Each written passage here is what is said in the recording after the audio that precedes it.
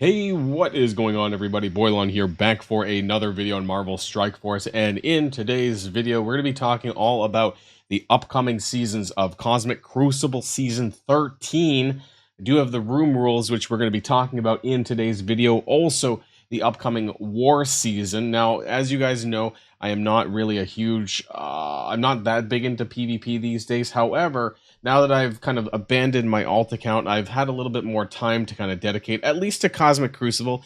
Alliance War, I do feel like a lot of these rewards just really don't give that same bang for your buck in terms of incentive time and all of that stuff. So you really got to love PvP just for the sake of it to really enjoy it. I'm kind of one of those people who really like the kind of the carrot along the way, and there just really isn't a lot of that in the game right now. I'm sure you've heard other people talk about that, but I digress.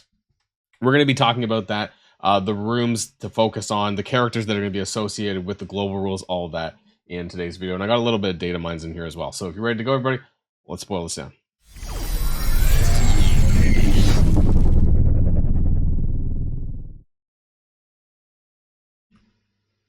And I know I started actually with Cosmic Crucible, but there's not a ton here to talk about, but I do want to start with Alliance War to start, that game mode that apparently I won't. No, I don't know if we're actually going to win, but uh we actually got to Platinum 4, and now we're back in Platinum 3. I'm kind of on the cusp of kind of transitioning, but yeah, I am carrying a little bit more. Anyways, the room rules, or season rules rather. I don't know if this is the exact name of the season, called Tea Party, something like this maybe. It doesn't matter. I heard that there is something like that. It's related to Liberty, and Skill Allies, and Astral, actually. So all that. I don't have the full list of room rules. Honestly, I don't think it matters that much, just because the individual... I don't pay that close attention, I'll be honest, to the individual room rules. Like, I know that they're there a little bit. I think the biggest one, actually, is probably the Armory, because there's, at least in this one, right, it had the extra 20% stats to Tech Allies, which was like a bump for Orcus, and we're going to be getting something like this for Skill Allies. That's basically, I think they're replacing the Tech Allies part with Skill Allies, but you're getting this kind of stuff here, which kind of ties into the Liberty kits. Now, I know that the Liberty kits are not public knowledge yet. If you watched my video from a week or so ago, then you would have seen that. I would recommend going back if you want to kind of highlight some of the characters and what they do. But the Liberty team is all focused and revolving around the taunt mechanic, and so you're going to see that a lot in the different rooms. Now, this is a global room thing, so on basic attack, attacking Liberty allies apply taunt. This is interesting because based on what I saw from their kit, honestly, I thought that they were more of a defensive team. This almost suggests like they want you to use it as a war offense team, but their kit does specify just war tech, so it could be used in either defensive or offensive purposes. But for the season, every time you use a basic attack, you're going to be applying taunt. Now, how frequently are you going to be using a basic? That I don't know, which is a bit weird. I don't know why it's just the basic attack, because most of their character kits actually have taunt caked in somewhere into their kit. So this might be kind of redundant. And I think this is supposed to be... Nope. Oh, maybe no, that's not there. Let's delete that. I can't delete it because we're in a PDF. I forgot. Sorry. Ignore this part. But basically, room on turn end, attacking Avenger allies with deflect gain plus 5% damage per deflect. Now, I mean, I want to say that this is primarily to do with, well, I guess any of the Liberty... Actually, no, that's not true. Not all of the Liberty allies are Avengers, but Cap Sam, for sure, is an Avenger ally, right? And he's got a crap ton of deflect.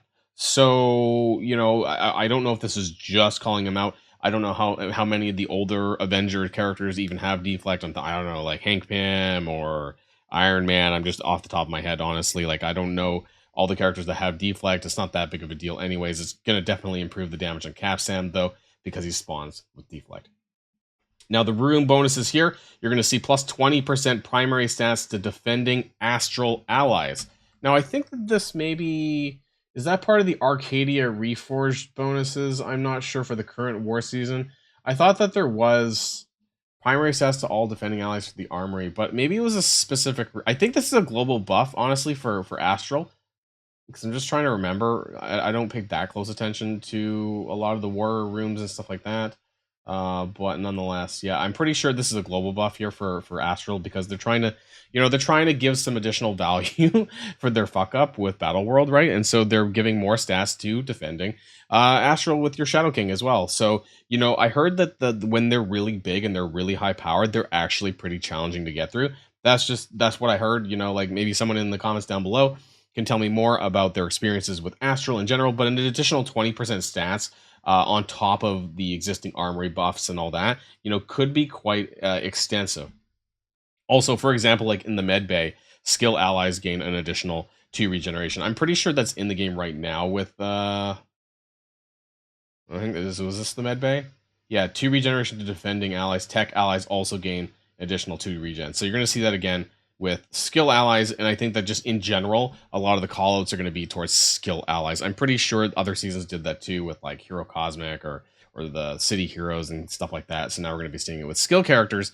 But as far as what characters that's even valuable towards, like obviously that's for Liberty, and I think that the majority of Liberty characters outside of War Machine is going to be skill as well. But as far as who else that's going to apply to, I mean, I had to look it up, honestly. Thanos saying skill's such a weird one. Spider Society, you know what? I guess it's going to buff Spider Society because they all have the skill tags. So that's interesting. Not that they need buffs again, but Thanos endgame. And that's about it. Like, skill's such a really shit tag. So, yeah, Liberty's going to have a bunch of them. And honestly, I'm surprised they just didn't bother to make Liberty the skill raid team because apparently that didn't happen. But there you go. Anyways, this is your current list of kind of meta-ish skill characters, and there's not really a whole lot. So again, it's just calling out the Liberty team again with a couple of buffs to like a couple of existing characters, and that's really about it. So that's the war season. Nothing too exciting. Don't expect much from the individual room buffs. I do want to talk about the Cosmic Crucible season, though. So this one is going to be a lot.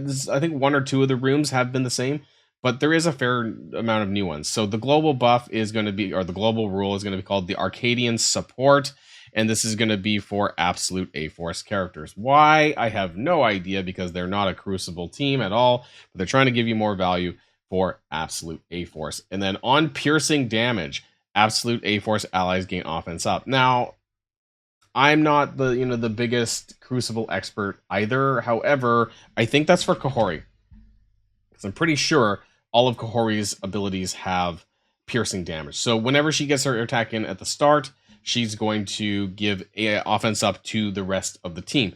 But as far as like the absolute A-Force that are actually used in Cosmic Crucible, I heard that people are just using Miss Marvel Classic and Kahori together. So I don't know how much value there is across the board. They're just really wanting to kind of give a little bit of extra value for those people who leveled them up for Frozen Dimension and things like that. But I don't think, I mean, again, correct me in the comments down below, I don't think Medusa, Ironheart, maybe Wasp, but like I see a lot of combos with Kahori, Miss Marvel Classic, and some combination of like Annihilators and Super Scroll or something like that. Like that's what I've seen in room 1 currently right now. I think that's what I've seen people use. And in fact, I think I put something like that on my defense as well. So I don't know. Maybe you'll find some better use for those 2 combinations of characters. Room number 1. So this is going to be another one of those sort of ISO-based rooms. And so striker characters, it's called Hunting Sense. Striker characters on successful attack apply bleed. And then Raider and Skirmisher characters on successful attack, if the target has bleed, perform an ISO attack against that target. That kind of makes it sound like I'm just trying to think, just in the context of Kahori, for example. Like maybe you'd want to give Kahori a striker so that every time she's doing an attack, she's applying a bleed. But I guess early character, it's almost like early characters that it's reversing what happens, right? Because if they have bleed, that even if they're Raider or Skirmisher, so they're still going to get the striker follow up, basically, according to this rule. So yeah, I don't know how much this is going to matter necessarily, but it's neat, and I don't think we've had this before. So it's just, again, and the only reason why I don't like these sorts of rules with the rooms is because now we're into purple ISO, and now we're kind of spending purple ISO, or they want us to spend purple ISO to flip our ISOs around for Cosmic Crucible. And there's not an insane amount of surplus where we can justify doing this, especially when you talk about like purple 3. So yeah, this is definitely something that I'm concerned about writ large in terms of the purple ISO side of things. Room 2 Spec Ops, I think we've had this before. So all characters, that should have been down here. On successful dodge, gain stealth, and then if you have stealth, you gain 20% damage. I don't know. This is like the Spider Society room to some extent. I don't know. It's and dodge is also evade. So evade is a successful dodge, assuming that they dodge. And so Spider Society is the only thing I can really think of off the top of my head. I don't know if there's any other characters that like actively dodge or have evade. Let me know in the comments down below. I didn't set up some sort of like infographic for this at all. Room 3, momentum. Again, this should have been down here. All characters, special abilities cost 2 more energy, and ultimate abilities cost 2 less ability energy. And also, when an enemy character dies, ally characters gain 2 ability energy. So this is pretty interesting. It's kind of like the Thanos mechanic here, except for it's kind of anti-sack. And the 2 less on the ultimate, that is also pretty interesting because characters like Mephisto, for example, should be able to run their ultimate on turn 1. I'm pretty sure he's just missing 2 ability energy here, and so he could run this on turn 1, and if he gets kills on that, aka you're trying to sack it against Mephisto, it's just going to give everyone full energy. He's probably going to get full energy again, because if he kills the entire team, then he's going to get full energy for doing that. So whether or not that's a good thing or not, I don't know. But do keep in mind that it's -2, or not -2, sorry, it costs more to 2 more to use the special. So very likely they're not going to be able to use this right away unless you do a sack and then people die and then they get their energy and so on and so forth. So this one might be a bit of a tougher room. Haven't put a whole lot of thought of it other than Mephisto. Characters that you want them to use their ultimate on turn 1, or it's a little bit more disastrous if they do that. Those are the kind of characters that you want to be using in that room, which could be interesting. No Odin. Odin's not, he needs 10 energy for that. But yeah. That's interesting, I guess. Can Thanos, right? Thanos is alt. That's a good thing too. So could be some interesting combinations of characters here. I'm just kind of thinking of more of the new era characters. Shadow King as well, I guess, would be able to use his alt too. So that's kind of a bit of, if you want him to use his ultimate, I'm not entirely sure actually. It would clear trauma though, right? So that could be a thing. There might be some interesting hybrid combinations of characters for that. And then we have room number 4 called Resolve. And then once again, all characters on death, all enemies gain offense up, and that should have been on another line down here, but on death, apply trauma to all enemies. Now, this one's a weird one. So on any death, I think this is on any death, which probably could include minions, right? So I was thinking Undying, I was thinking of Hela, right? And so hypothetically, if a Hela Greg dies, your allies are going to gain offense up, and then all the enemies are going to get trauma. So it's not even on kill, it's on death. So this one's really weird. Like if you're running a Hela, like if you're running Hela on offense, let's say, and then the Greg dies, then the enemies are all going to get trauma. That's kind of crazy. And I don't know how much applicability there is here or where this is going to make a huge difference. That's the only thing that I could think of, honestly, was like an easy death, which would have been something like Greg as part of Hela or an Undying and something like that, where that would trigger trauma to the enemy side. I guess it wouldn't make a big difference if they had spawn immunity, things like that, but there might be some niche usages for this, and I would be interested to hear from some of you PvP experts who might kind of know where you might use this room for. Room number 5, we have Resurrection Protocols. All mutant characters, again, these should be on separate lines, my apologies, on spawn gain revive once and immunity. So I'm thinking of Phoenix Force, because Omega Red Dark Phoenix is a mutant, so he's going to get revive once in immunity. I don't think it matters about Phoenix, right? Because Phoenix would just come back to life as Dark Phoenix, so I don't even know if the revive once is applicable to Phoenix. But any mutant characters that you might pair up with Phoenix Force in defense or offense or in room 5 would also get revive once, maybe like an Old Man Logan sort of X-Men combo, right? Could get that too, just in case, even though Old Man Logan gets it himself, of course. But there could be some interesting mechanics of combinations of characters, I meant to say, in this room 5 as well. And then finally, we have room number 6. We have Charging Power, that's the name of it. And then all characters on spawn generate 5 ability energy. So kind of like this one here a little bit. The ultimate, it's different though, because you generate 5 ability energy on spawn. This one's ultimate ability energies cost 2 less. I mean, it almost achieves the same goal to some extent. But on ultimate ability, I guess if you're using like a multi attack, or if you have a really good defense and it's like, and they're trying to sack you, then if they're trying to burn cooldowns and stuff, like it's going to generate that ability energy back each round, I suppose.